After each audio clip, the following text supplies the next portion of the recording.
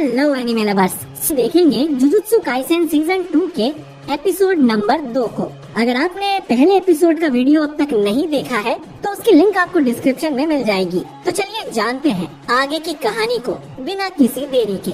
पिछले एपिसोड में हमने देखा था कि गेतो और गोजो को एक मिशन मिलता है कि उन्हें स्टार प्लाज्मा वेसल यानी रिको नाम की लड़की को प्रोटेक्ट करना है और तभी उन पर क्यू ग्रुप अटैक कर देता है। इसके बाद हम देखते हैं कि गेतो आराम से अपने लिए चाय बनाता है और ये उसी कमरे में था जिसमें धमाका हुआ था। यहाँ पर रिको और उसकी केयर टेकर सोफे पर बेहोश थी। वहीं वो क्यू सोल्जर कोकुन जिसने धमाका किया था वो गेतो से माफी मांग रहा था क्योंकि गेतो की एक स्पिरिट ने उसे जकड़े हुए था और वो कोकुन को किस करने की कोशिश कर रहा था। कोकुन गेतो से कहता है कि वो कर्स एनर्जी यूज करना छोड़ देगा और वापस अपने गांव जाकर खेती करने लगेगा, लेकिन गेतो ऐसे दिखाता है जैसे उसने कोकुन की बात सुनी ही ना हो। अब इससे कोकुन गुस्सा हो जाता है और बताता है कि उनके क्यू ग्रुप का सबसे पावरफुल सोल्जर बेयर भी यहाँ आया है और वो उसे अच्छा सबक सिखाएगा। तभी गेतो के मोबाइल पर एक मैसेज आता है जिसमें गोजो ने उसे एक फोटो सेंड की थी। गेतो ये फोटो कोकुन को दिखाता है जिसमें गोजो ने ऑलरेडी बेयर को हरा दिया था।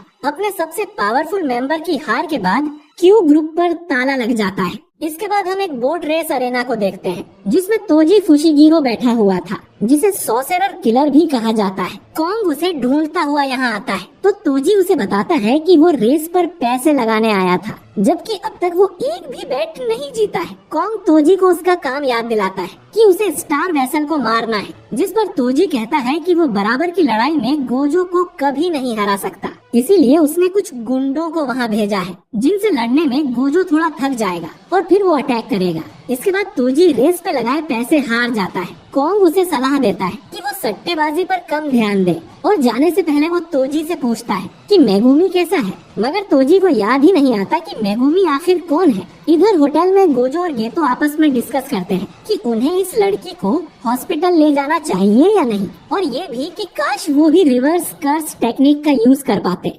बिल्कुल शोको के जैसे, जिससे घायल इंसान को हील किया जाता है। लेकिन शोको इन्हें वो टेक्निक सिखा ही नहीं पाई। इतने में रिको को होश आ जाता है। वो देखती है कि गोजो ने उसे अपनी गोद में उठाया हुआ था। वो उसे भी कोई गुंडा समझकर उसे एक चांटा जड़ देती है और दोनों लड़कों को उससे दूर रहने को कहती है। ये तो उसे समझाता है कि वो लोग तो उसी को प्रोटेक्ट करने आए हैं, पर रिको उसका बिलीव नहीं करती और कहती है कि तुम्हारी तो शक्ल पर ही झूठा लिखा हुआ है। ये सुन दोनों रिको को बुली करने लगते हैं। तभी उसकी केयर टेकर मिसातो यहाँ आ जाती है और रिको को समझाती है कि ये लोग उनकी साइड हैं। रिको देखती है कि मिसातो एक कर्स के ऊपर बैठी हुई थी। ये तो एक्सप्लेन करता है कि ये उसकी टेक्निक कर्स मैनिपुलेशन है जिसकी मदद से वो कर्स स्पिरिट्स को एब्जॉर्ब और मैनिपुलेट कर सकता है। गोजो उन्हें बोलता है कि जैसे उन्होंने सोचा था ये लड़की बिल्कुल वैसी नहीं।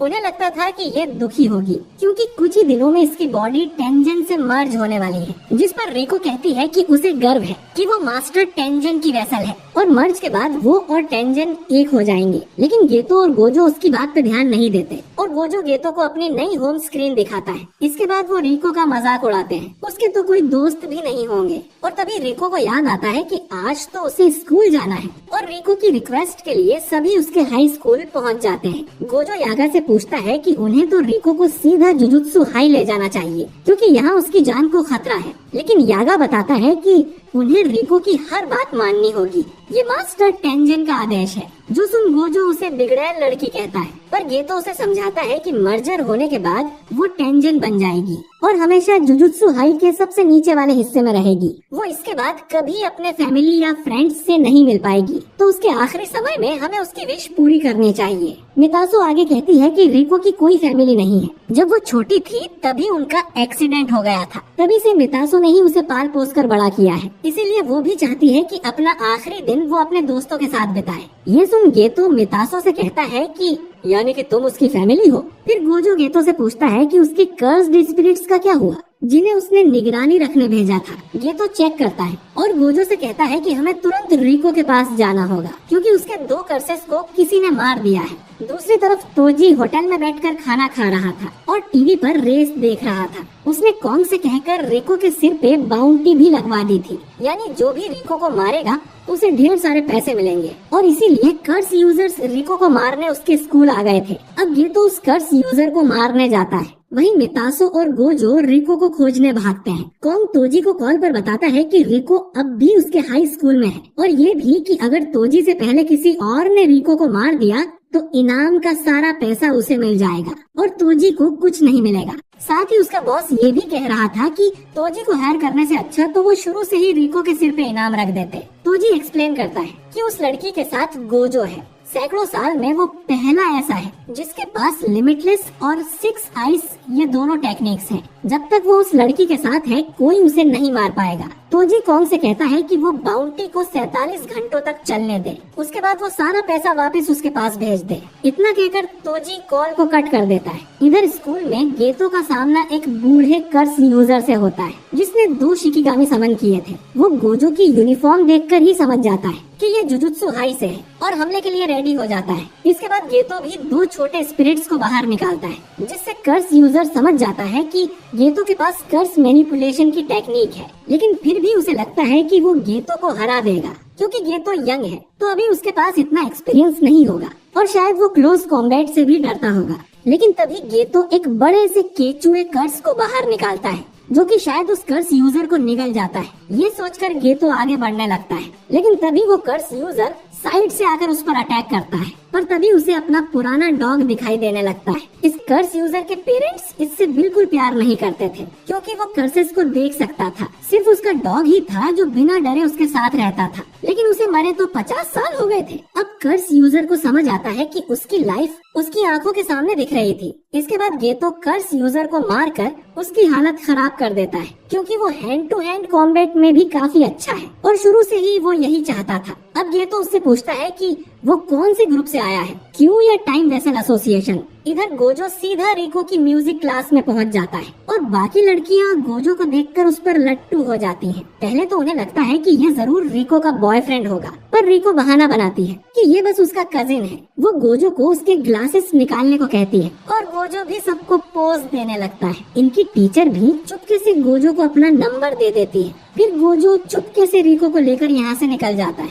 गोजो अब रिको से कहता है कि वो सीधा जुजुत्सु हाई जा रहे हैं क्योंकि अगर यहाँ किसी से लड़ाई हो गई तो रिको की फ्रेंड्स को भी खतरा हो सकता है। तभी हम एक कर्स यूजर को देखते हैं जिसने अपने सिर पे एक बैग डाला हुआ था। वो रिको को देखकर कहता है कि इस मामूली लड़की को मारने पर 30 मिलियन मिलेंगे। तभी वहाँ मितासो आ जाती है और पूछती है कि उसे किसने भेजा है। इसके बाद मितासो सिर्फ एक झाड़ू से उस पे अटैक कर देती है और उसे हरा भी देती है। तभी गेतो भी यहाँ आ जाता है। उस बूढ़े से पता चल गया था कि रिको के सिर पे 30 मिलियन का इनाम है और उसकी टाइम लिमिट कल सुबह 11 बजे तक है और वो ये बात गोजो को कॉल पर बता देता है। वहीं इधर गोजो और रिको को उसी कर्स यूजर के 4 क्लोन्स ने घेरा हुआ था। रिको पूछती है कि क्या ये शिकिगामी है, जिस पर गोजो मजाक में कहता है कि जुजुत्सु सोर्सरर्स की वैसे ही कमी है तो तुम अगर नौकरी करना चाहो तो हमें ज्वाइन कर सकते हो। कर्स यूजर को इसमें कोई इंटरेस्ट नहीं था और वो अपना 5वां क्लोन भी बना लेता है। अब गोजो अपनी कर्स टेक्निक से 2 क्लोन्स को आपस में ही टकरा देता है। इसके बाद 2 और क्लोन्स गोजो पर हमला करने आते हैं,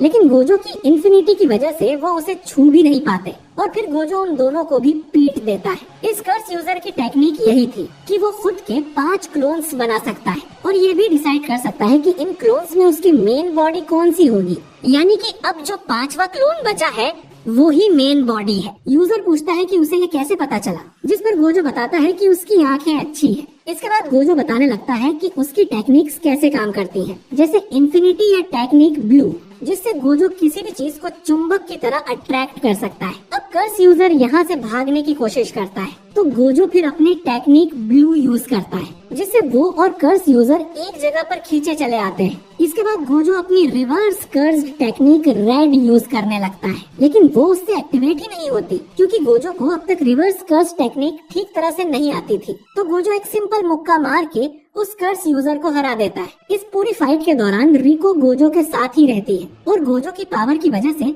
वो उसके साथ साथ उड़ रही थी। वो गोजो की पावर देखकर हैरान हो जाती है। तभी उसके मोबाइल पर एक मैसेज आता है जिसे देख वो चौंक जाती है क्योंकि मितासो को किसी ने किडनैप कर लिया था। और ये एपिसोड यहीं पर खत्म हो जाता है। तो दोस्तों तोजी आखिर कब लड़ाई के मैदान में उतरेगा और आखिर ऐसा क्या हुआ कि गेतो जैसा अच्छा इंसान विलन बन गया, ये तो हमें आगे के एपिसोड्स में ही पता चलेगा। तो उन एपिसोड्स को बिल्कुल भी मिस ना करने के लिए हमारे चैनल वाइपर एनीमे एक्सप्लेन्ड को सब्सक्राइब करके बेल आइकन जरूर दबाइए।